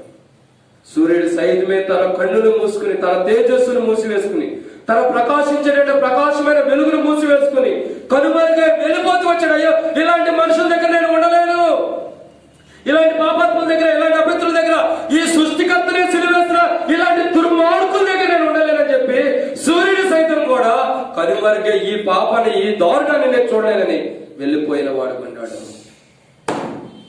సూర్యుడు వెళ్ళిపోయిన యేసు ప్రభు వెళ్ళిపోలా. కటిక చీకటి కమ్మిన ఆ కటిక చీకట్లో ఉన్న మనల్ని యేసు ప్రభు రక్షించిన వాడు అన్నాడు.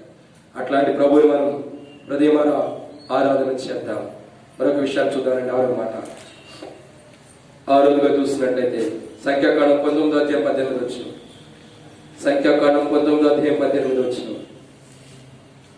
త్వరగా చదవండి. సంఖ్యాకాండం 19:18.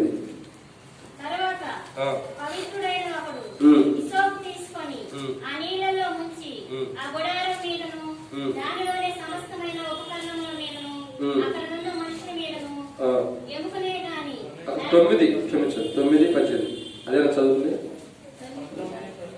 క్షమించండి, 9:18. 19 కాదు, క్షమించండి.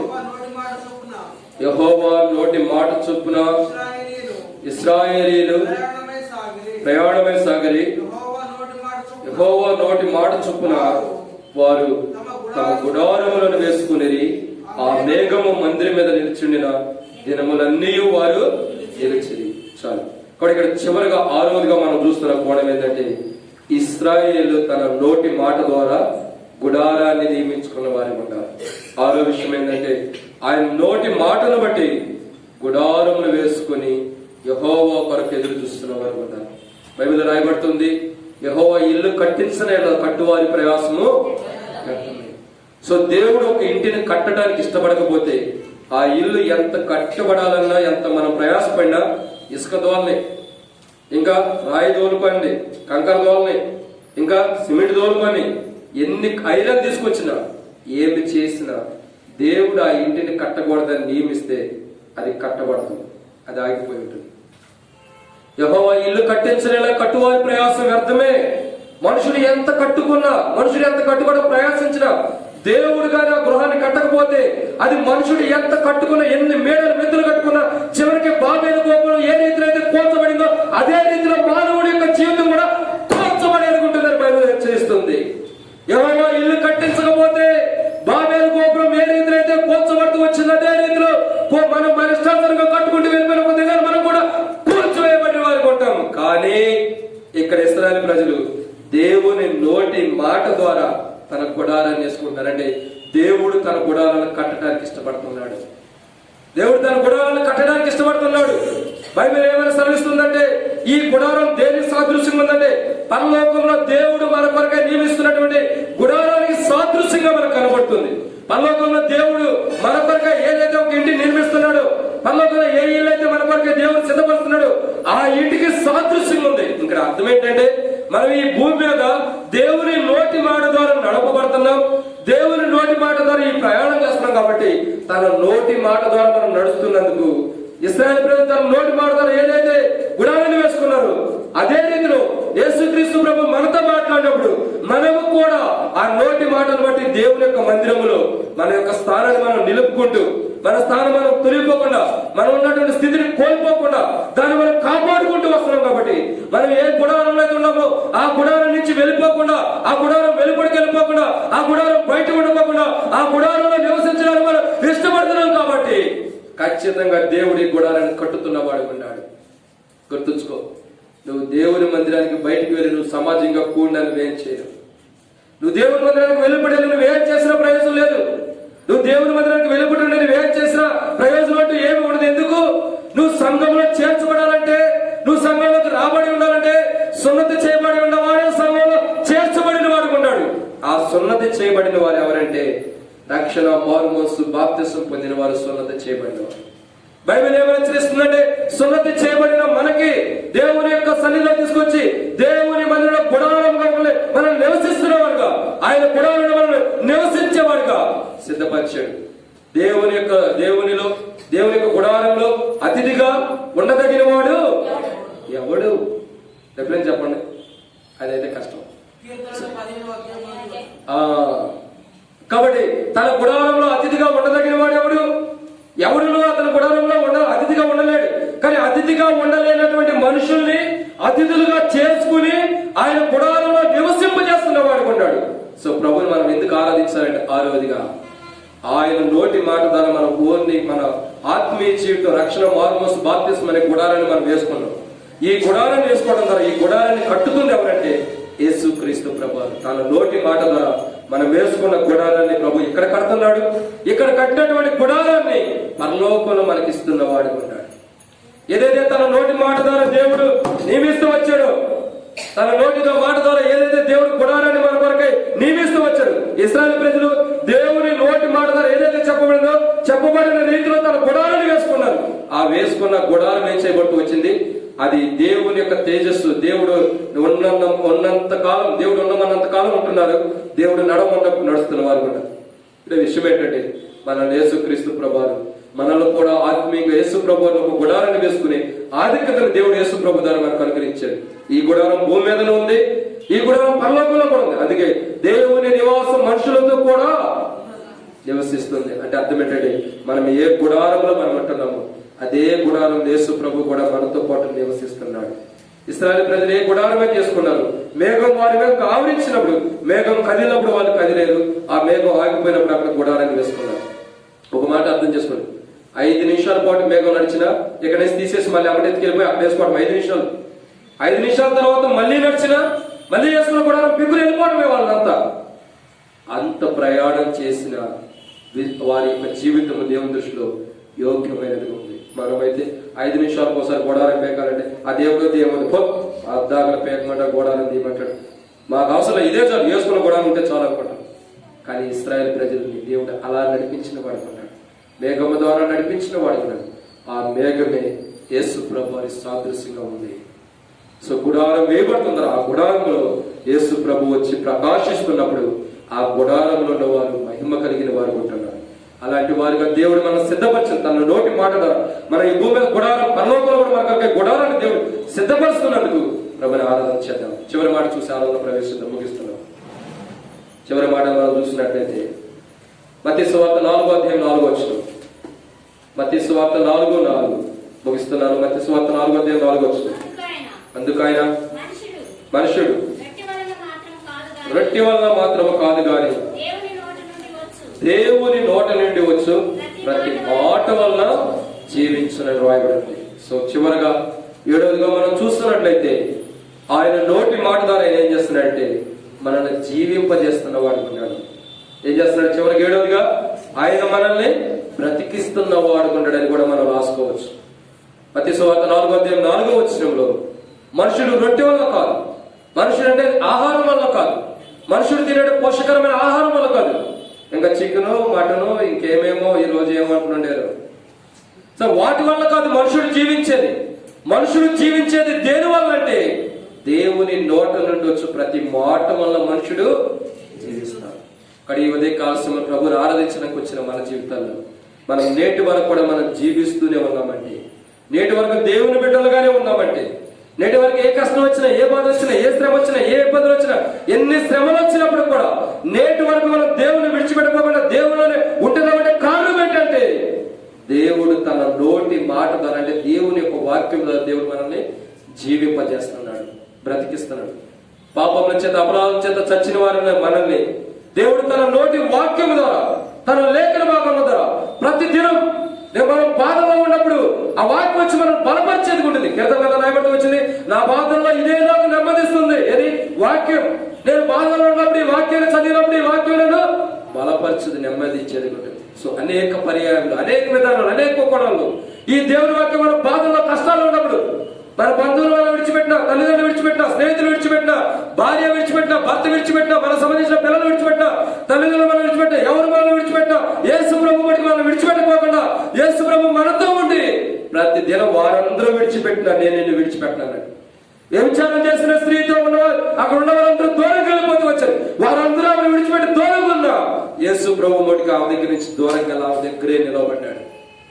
యేసు క్రీస్తు ప్రభు వారు మనకు సంబంధించిన వారందరూ మనకు దూరంగా వెళ్ళిపోయినా గుర్తుంచుకో, నీ జీవితంలో అందరు నీ అన్నవారు అందరూ ఒకదైనా నేను ద్వేషించి దూరంగా వెళ్ళిపోయినా ఎప్పటికీ యేసు ప్రభు మటుకు దూరంగా వెళ్ళాలి. అందుకే ఆయన దేవుడు.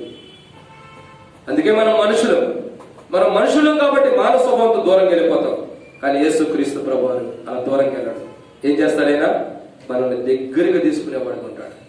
ఎవరు మనల్ని విడిచిపెట్టినా, ఎవరు మనల్ని కాదన్నా, ఎవరు మనల్ని అసహించుకున్నా, ఎవరు మనల్ని కాదని త్రోసివేసినా, ఎవరు మనల్ని నిందించినా, అవమానించినా యేసు ప్రభు మటుకి అవమానించడు, నిందించడు, ద్వేషించడు, కోపగించుకోడు. మనల్ని ఏం చేస్తున్నాడు? ప్రేమించి మన దగ్గరే ఉంటున్నాడు యేసు ప్రభు. ఎంత గొప్ప దేవుడు! ఒకవేళ ద్వేషించేవాడైతే, కోపగించుకునేవాడైతే ఆ వ్యభిచారం చేసిన స్త్రీనే కోపగించేవాడిగా, ఎందుకు ఇలాంటి తప్పు చేస్తున్నా బుద్ధి లేదని ద్వేషించేవాడిగా కాదు. ఆయన ఆలోచన అలాంటివి కావు. మనుషుల ఆలోచన అనేకములు యెహోవా యొక్క తీర్మానం స్థిరపరచబడు. దేవుని యొక్క ఆలోచన, మన ఆలోచన సూటిగా రెండు సంబంధించి సుదీర్ఘమైన సంబంధం కలిగినవి కావు. దేవుని యొక్క తలంపులు, మన తలంపులు భూమికి ఆకాశానికి ఎంత దూరం ఉందో అంత దూరం ఉండే. మనమేమో భూ సంబంధంగా ఆలోచిస్తాం, ప్రభు పర సంబంధంగా ఆలోచిస్తాం. కాబట్టి ప్రభు ఆ స్త్రీని ప్రేమించాడు కాబట్టి ఆమె దగ్గర నిలబడ్డాడు. ఆమె దగ్గర ఎందుకు నిలబడ్డాడంటే ఆమెకు ధైర్యాన్ని ఇవ్వటానికి, ఆమెలో పురుగోలు పరచడానికి, ఆమె ప్రేమించాడన్నటువంటి రుజువు ఆమె తెలియపరచడం కోసం. అందరూ ఆమెను విడిచిపెట్టి వెళ్ళిపోయినా యేసు ప్రభు తను ఒంటరిగా విడిచిపెట్టుకోకుండా, అయ్యో అనాథగా ఉండిపోయింది, అంత విడిచిపెట్టినా తను అనాథగా ఉండిపోయిందని, అనాథగా నేను మిమ్మల్ని విడవనన్నాడు కాబట్టి అందరూ విడిచిపెట్టిన యేసు ప్రభు విడిచిపెట్టకుండా ఆమె దగ్గర ఉండి, ఆమె దగ్గరే ఉండి ఆమెకు బలాన్ని, పురుగొలుపునిచ్చి, ప్రేమను చూపించి ఆమె పాపాలు క్షమించి ఆమెతోనే ఉన్నవాడు ఉన్నాడు. చూడండి ఎంత గొప్పవాడు. దేవుడి నోటి మాట ద్వారా మనుషుడు జీవించగలడు, రొట్టె వల్ల కాదు. భూ సంబంధమైన వారు రొట్టె గురించి అంటే ఏమి తిందామా, ఏమి తాగుదామా ఇదే ఆలోచన. ఎప్పుడు మీటింగ్ అయిపోయింది, ఎప్పుడు ఆరాధన అయిపోదా, ఎప్పుడు వెళ్ళిపోయి వండుకున్న చికెన్ మటన్ తినాలా, అది ఏ పిల్లి ఎత్తుకుపోయిందో, ఇప్పుడు కోతులు వస్తున్నాయి ఇక్కడ, ఏ కోతి ఎత్తుకుపోయిందో ఈ ఆలోచనలు ఉంటాం. కానీ పర సంబంధమైన వాడు అది లేకపోయినా పర్లా, దేవుని నోటి నుంచి వచ్చే నాకు ఈ మాట కావాలని ఆశిస్తాను. బహుశా ఒకవేళ దేవుని నోటి నుంచి వచ్చే ఈ మాట చాలని ఆశించిన వాడిగా నీవు ఉంటే ప్రభుని ఆరాధించేద్దాం. ఆశించిన వారు ప్రభుని ఆరాధన చేయండి. 7 విషయాలు జ్ఞాపకం చేసుకున్నాం ఆరాధనలో. దేవుని నోటి ద్వారా ఏం చేయబడుతుంది? 7 విషయాలు. మొదటి మాట రివర్స్ వెళ్తున్నా, మొదటి నుంచి అడుగుతున్నా. మొదటి మాట ఏంటి? ఇప్పుడు చూసి చెప్పండి లేండి, మరి తప్పులు త్వరగా. మొదటి మాట తన నోటి ద్వారా మనల్ని నడిపించేవాడు. రెండవదిగా ప్రేమిస్తున్నవాడు ఉన్నాడు, బుద్ధి పెట్టు. మూడవదిగా ధర్మ విరోధం సంభవిస్తున్నాడు. నాలుగవదిగా తన నోటి మాట ద్వారా మర్మాన్ని దాచబడిన వాటిని బయటపరుస్తున్నాడు. ఐదవదిగా చేదురు మింగిన వాడుకుంటాడు. ఆరవదిగా ఏం చేస్తున్నాడు? తన గుడారం, నోటి మాట గుడారం గుడారాన్ని ఆయన నివసిస్తున్నవాడు. ఏడవదిగా తన నోటి మాట ద్వారా చెప్పండి, ఇప్పుడే చెప్పాం, జీవింపజేస్తున్నాడు, మనం బ్రతికిస్తున్నవాడు. సో అట్లాంటి ప్రభుని మనం ఆరాధన చేద్దాం.